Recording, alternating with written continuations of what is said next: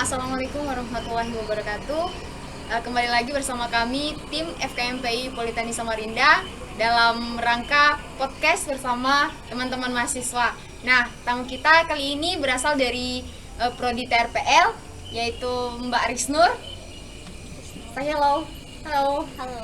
Oke. Sebelum kami memberikan beberapa pertanyaan, izinkan saya memperkenalkan diri. Nama saya Mei Putri Krisna Zega. Dan saya Elvani Devitasari. Dan narasumber kita, Saya Risnul Indrayana Safitri dari Prodi Teknologi Rekayasa Perkebunan. Oke, terima kasih Kak Risnur sudah bersedia menghadiri podcast kami pada malam hari ini. Oke, sekian perkenalan dari kami semua. Langsung saja ya kita sedikit berbincang soal bagaimana sih Prodi TRPL itu sebenarnya. Kami juga sebenarnya kurang ngerti sih kayak apa sih perkembangan yang ada di Prodi TRPL itu sendiri, terus apa saja prestasinya. Nah, dalam kesempatan ini bagi-bagilah ilmu buat kami dan teman-teman semua supaya kita bisa ada wawasan yang lebih luas. Oke, mungkin satu pertanyaan buat Kak Risnul. Kenapa sih memilih Prodi TRPL itu? Apa alasannya? Jadi awalnya tuh gini, saya bisa kenal kampus Politeknik ini dari sosialisasi dosen kampus ke sekolah saya. Jadi waktu itu dia mempromosikan tiap jurusan di Politeknik sendiri, dan salah satunya nih TRPL. Dan menurut saya di antara sekian banyak prodi, TRPL ini yang paling menarik gitu. Karena kan yang lainnya itu rata-rata jurusannya pertanian ya. Dan saya waktu SMK itu ngambilnya perkantoran. Emang nggak nyambung sih sama IT, cuman kan setidaknya saya mikirnya tuh nggak bakal jauh dari laptop. Betul. Ya, seperti itu. Kira-kira nih Kak, apa sih prestasi yang bikin menarik dari TRPL itu? Kalau untuk prestasi sendiri udah lumayan banyak ya, tapi yang paling menurut saya membanggakan banget itu yang waktu itu juara 2 tingkat nasional itu AOC, itu diraih sama anak TRPL juga. Terus sama kemarin tuh waktu COVID, anak TRPL sempat buat aplikasi ronsen tubuh manusia. Keren ya. Keren Ya. banget. Oke, satu lagi nih Kak. Apa sih kegiatan rutin tahunan dari Prodi TRPL ini sendiri yang bisa membuat mahasiswanya bisa terus berkembang? Apa kegiatan rutin yang biasa dilakukan per tahun?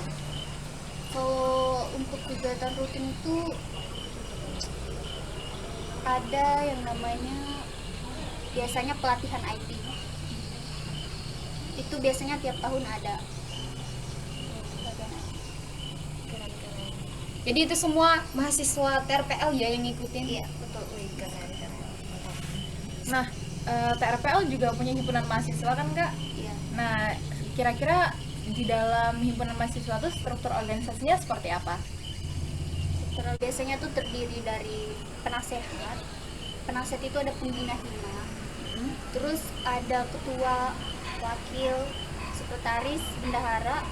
Terus ada 4 divisi. Yang pertama itu ada divisi humas, ada kominfo, terus ada divisi kajian dan strategi, dan divisi minat dan bakat.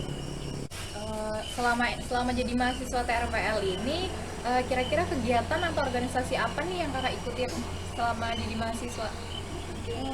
Kalau sekarang saya ada ikut organisasi ekstra, itu Cipayung, Gerakan Mahasiswa Nasional Indonesia, GMNI.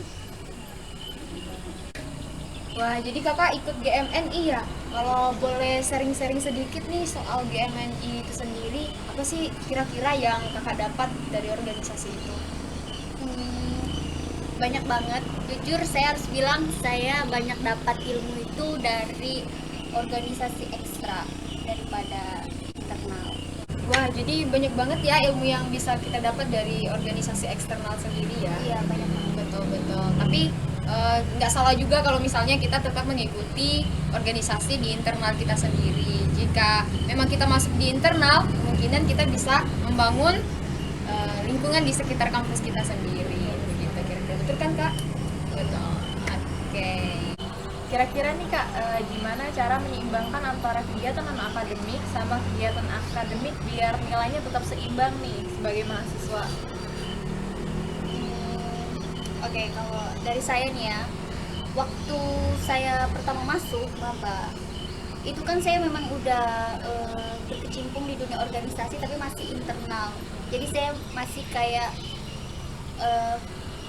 melihat yang mana nih yang urgent gitu kan. Tapi menurut saya, melihat dari pengalaman kemarin itu, kalau untuk internal kurang gitu pergerakan, jadi ke tugas gitu kan. Nah terus makin kesini setelah mengikuti organisasi ekstra, saya udah nggak lihat tuh yang mana yang urgent mana yang nggak urgent. Soalnya saya udah kayak terlalu cinta gitu sama organisasi, dan biasanya tugas itu akan dikerjakan kayak SKS, sistem tugas malam, karena menurut saya itu adrenalinnya lebih berasa. Tapi nggak SKS juga ya, maksud aku tuh kayak kita udah nyicil-nyicil di hari-hari sebelumnya, jadi untuk penyelesaiannya itu bisa diselesaikan sebelum hari itu. Berarti sesuai dengan kemampuan kita ya Kak Iya, ya. betul. Kalau bisa SKS ya SKS, kalau misalnya tugasnya susah ya dicicil dari Iya, benar awal. banget. Karena tugas itu juga jangan terlalu di apa ya, biasanya nih kan ada beberapa anak ambis yang kayak harus selesai nih hari ini, pokoknya nggak mau tahu gitu kan. Tapi kalau menurut aku ya dicicil-cicil aja, dikerjakan pelan-pelan sedikit-sedikit, pasti akan selesai juga. Gak usah terlalu dikejar banget gitu. PK itu cuma nilai gitu. Gitu. Pengalaman lebih berharga ya Iya, guys ya. betul banget. Karena banyak kok yang apa ya, IPK-nya tuh menurut aku palsu. Karena kan tugas terus ujian itu bukan apa ya, kebanyakan kan bukan pure dari hasil kita sendiri, entah itu nyontek, entah itu dikerjakan temen, tugas kita kan banyak seperti itu. Jadi jangan hanya mengejar IPK itu sih. Tapi bukan berarti meninggalkan tugas-tugas ya, karena lulus tepat waktu juga itu penting. Dan IPK juga tetap penting sih sebenarnya, cuman tergantung kita bagaimana cara membagi waktu kita supaya bisa seimbang tadi ya kayak gitu. Nah jadi kita sebagai mahasiswa juga pastinya punya tanggung jawab kan. Sebagai mahasiswa ya pastinya belajar kayak gitu, menimba ilmu biar lebih banyak pengalaman lagi nanti kalau misalnya kita masuk ke dunia kerja. Karena betul kan Kak, kalau misalnya masuk dunia kerja itu lebih keras lagi dibandingkan di dunia perkuliahan. Oke, satu lagi nih Kak yang mau saya tanyakan soal prodi TRPL ini sendiri. Nah, kalau misalnya untuk pembelajarannya sendiri kayak mana sih itu setiap harinya? Apakah ngoding terus? Karena saya sering dengar tuh kayak ngoding terus tuh kayak kami pusing. Nah, kira-kira gimana sih Kak itu sebenarnya? Kalau untuk saya sendiri, saya kan sekarang semester 4. Nah kalau pengalaman saya semester pas saya maba kemarin, itu kita baru diperkenalkan bahasa-bahasa pemrograman, baru kayak ngoding tipis-tipis gitulah. Ya kayak baru dikenalkan ini fungsi-fungsi sintaks gitu kan. Nah makin kesini kita juga nggak cuma ngoding doang, kita ada belajar multimedia, terus ada belajar desain, jadi teknik perangkat keras, semacam jaringan gitu, kita juga belajar seperti itu. Jadi nggak mau gitu. Keren ya. Nah Kak, stereotype di luar nih biasanya anak-anak TRPL tuh katanya bisa ngehack wifi, itu bener nggak sih Kak? Akan benar kalau misalkan dia